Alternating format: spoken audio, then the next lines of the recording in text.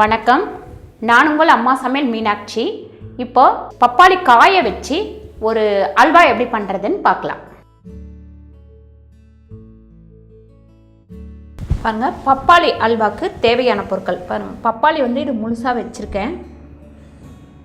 இப்போ அதை நல்லா இந்த மாதிரி திருவி எடுத்து வச்சுருக்கேன். கட் பண்ணி தோலை சீவிட்டு நல்லா இந்த மாதிரி திருவி வச்சுருக்கேன். இது கொஞ்சம் திருவ கஷ்டம்தான். இல்லை உங்களுக்கு திருவ கஷ்டமாக இருந்ததுன்னா மிக்சியில் தண்ணி ஊற்றாமல் சுற்றி கூட எடுத்துக்கலாம். திருவ முடிஞ்சால் திருவி எடுத்துக்கோங்க. இப்போ இது 3 பப்பாளி நான் திருவி எடுத்து வச்சுருக்கேன். நல்ல பெரிய சைஸு 3 பப்பாளி திருவி எடுத்து வச்சுருக்கேன். பாருங்கள், 3 பப்பாளி காய்க்கு இப்போ அதுக்கு தேவையான வெல்லம் பார்த்திங்கன்னா இது 350 கிராம், சர்க்கரை 300 கிராம், நெய் 100 கிராம், முந்திரி 50 கிராம், கிர்னி விதை ஒரு 20 கிராம், கார்ன்ஃப்ளவர் மாவு 2 ஸ்பூன், ஏலக்காய் தூள் ஒரு 3/4 ஸ்பூன். உங்களுக்கு வெள்ளை சுகர் தேவையில்லை அப்படின்னா வெல்லமே இந்த அளவு சேர்த்துக்கோங்க. என்னென்னா வெல்லமும் சர்க்கரையும் போட்டோம்னா டேஸ்ட்டு நல்லாயிருக்கும். டேஸ்ட்டு வேண்டாம், எங்களுக்கு உடம்பு தான் நல்லா இருக்கணும் அப்படின்னு யோசிச்சிங்கன்னா வெல்லமே 650 கிராம் போட்டுக்கோங்க. அதாவது ஒரு காய்க்கு பப்பாளி இருக்கிற சைஸை பார்த்துக்கோங்க. ஒரு காய்க்கு 200 கிராம் வெல்லமாவது போட்டால் தான் நல்லாயிருக்கும். கார்ன்ஃப்ளவர் மாவு நீங்கள் தேவை இருந்தால் போட்டுக்கலாம், தேவையில்லைன்னா விட்டுடலாம். கார்ன்ஃப்ளவர் மாவு ஏன் போடுறோம் அப்படின்னா நல்லா அல்வா கிண்டும் போது அப்படி திரண்டு வரணும், அதுக்காக தான் போட போகிறேன். இப்போ பாருங்கள், பப்பாளி அல்வாவுக்கு நான் 3 காய் வச்சுருக்கேன். இப்போது 2 டம்ளர் தண்ணி ஊற்றலாம். இப்போ ஒரு பழம் அப்படின்னா நீங்கள் ஒரு 3/4 டம்ளர் தண்ணி ஊற்றினா போதும். 2 டம்ளர் தண்ணி ஊற்றிருக்கேன். இதில் ஒரு சிட்டிகை, சும்மா ஒரே ஒரு சிட்டிகை உப்பு போட்டுக்கோங்க. இப்போ இந்த திருவின பப்பாளியை இதில் போட்டுருவோம். போட்டு ஒரு 3லேருந்து 4 விசில் வரட்டும், நல்லா குழஞ்சிடணும். பாருங்கள், இந்த மாதிரி போட்டுட்டு இப்போ குக்கரை நம்ம மூடிடலாம். 3லேருந்து ஒரு 4 சவுண்டு இது வரட்டும். வெயிட் போட்டுடலாம். பாருங்கள், இது ஒரு 4 விசில் வந்துருச்சு. இப்போ நம்ம வெயிட் எடுத்துகிட்டு ஓப்பன் பண்ணலாம். நல்லா பாருங்கள், நல்லா வெந்துருச்சு. நம்ம ஊற்றின தண்ணி அது இல்லாமல் இப்போது இதுக்குள்ளே இருந்த தண்ணி எல்லாமே தெளிஞ்சு இருக்குது. இதை நம்ம வடிகட்டி கொஞ்சம் எடுத்துக்கலாம்.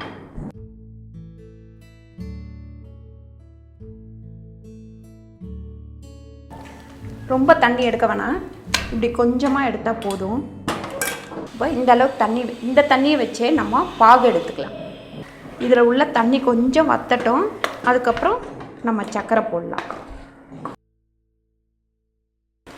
பாருங்கள், இந்த பப்பாளி நம்ம குழந்தைங்களுக்கு இந்த மாதிரி அல்வா, பொரியல், கூட்டு இந்த மாதிரி செஞ்சு கொடுத்தோன்னா வயிற்றில் உள்ள பூச்சி தன்னாலேயே வெளியில் வந்துடும். பப்பாளியை வாரத்தில் ஒரு நாளாவது குழந்தைங்க, பெரியவங்க, வயசானவங்க எல்லாருமே இதை சேர்த்துக்கலாம். மாசமாக இருக்கிறவங்க மட்டும் இந்த பப்பாளியில் சம்மந்தப்பட்ட எதுவுமே எடுத்துக்க வேண்டாம். குழந்தை பிறந்தப்புறம் அவங்க கண்டிப்பாக எடுத்துக்கலாம். குழந்தை பிறந்ததுக்கப்புறம் அவங்க எடுத்துக்கிட்டாங்கன்னா அவங்க வயிற்றில் உள்ள அந்த அழுக்கு, கர்ப்பப்பையில் உள்ள சின்ன சின்ன பூச்சி இந்த மாதிரி எல்லாமே நம்மளுக்கு வெளியேறிடும். இது ரொம்ப வயசானவங்களுக்கும் கொடுக்கலாம். சின்ன குழந்தை 6 மாதத்து குழந்தையிலேருந்து நம்ம கொடுக்க ஆரம்பிக்கலாம். வயிற்றுக்குள்ளே பூச்சி இருந்துக்கிட்டு பசி எடுக்காமல் இருக்கும் குழந்தைங்களுக்கு, சாப்பிட மாட்டாங்க. அவங்களுக்கெல்லாம் இந்த பப்பாளி கொடுத்திங்கன்னா ரொம்ப நல்லா பசி எடுக்கும், பூச்சி வெளியில் வந்துடும். இப்போ இந்த தண்ணி ஃபுல்லாக கொஞ்சம் நல்லா வத்தட்டும். வத்தினதுக்கப்புறம் நம்ம சர்க்கரை போடுவோம். பாருங்கள், தண்ணி எல்லாமே வற்றி இந்த அளவுக்கு ஆயிடணும். இப்போ நம்ம வெல்லம் பாகு எடுத்துக்கலாம். இப்போ இந்த தண்ணி நம்ம பப்பாளிக்காய் வேக வச்ச தண்ணி எடுத்து வச்சேன். அந்த தண்ணியிலேயே இப்போது வெல்லத்தை போட்டுடலாம். வெல்லம் கல், மண் எல்லாம் இருக்கும். அதனால் நம்ம இது கரைஞ்ச உடனே வடிகட்டி அதில் ஊற்றிடலாம்.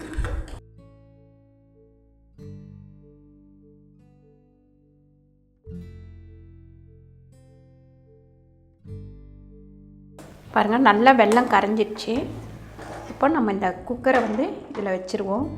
இந்த கரைஞ்ச வெல்லத்தை இதில் விட்டுருவோம், வடிகட்டிடுவோம். இப்போ இந்த சர்க்கரையும் இதில் கொட்டிடலாம். நல்லா கொஞ்ச நேரம் ஹையில் வச்சுட்டு நல்லா கிண்டி விட்டுக்கிட்டே இருப்போம். இப்போ இந்த கார்ன்ஃப்ளவர் மாவை இந்த சின்ன கிண்ணத்தில் கொட்டிட்டு பாருங்கள், இந்த நம்ம வேக வச்ச தண்ணி எடுத்து வச்சுருக்கேன். இதை விட்டு நல்லா கலந்துக்கலாம். இதை நல்லா கலக்கிட்டு இதில் விட்டு கிண்டிடலாம். நம்ம கார்ன்ஃப்ளவர் மாவு தேவை இருந்தால் போட்டுக்கலாம், அப்படி இல்லாட்டி விட்டுடலாம். என்னென்னா நம்ம அந்த கார்ன்ஃப்ளவர் மாவு ஊற்றின உடனே பாருங்கள் நல்லா அல்வா மாதிரி அப்படி திரண்டு வரும்.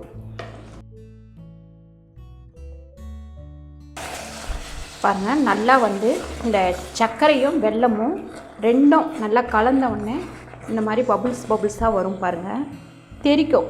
அந்த பக்குவத்துக்கு வரும்போது நம்ம அல்வா ரெடி ஆயிடுச்சு.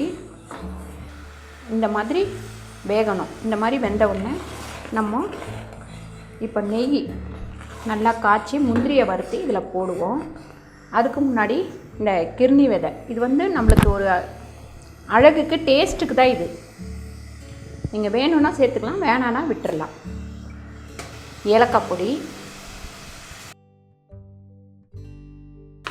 இந்த தண்ணியை நல்லா நம்ம வத்துற அளவுக்கு வற்ற விட்டுறணும். அப்போ தான் அந்த டேஸ்ட் அப்படியே இருக்கும். கீழே ஊற்றிட்டோம் அப்படின்னாக்கா அந்த பப்பாளியோட டேஸ்ட்டு கிடைக்காது. இப்போ நம்ம முந்திரியை வறுத்து இதில் போட்டுருவோம். பாருங்கள், இந்த நெய் எல்லாத்தையுமே நம்ம விட்டுருவோம்.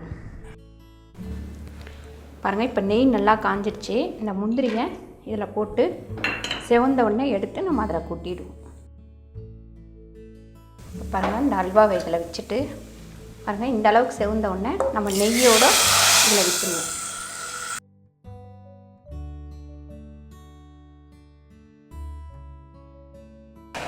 பாருங்கள், பப்பாளி காய் அல்வா ரெடி ஆயிடுச்சு.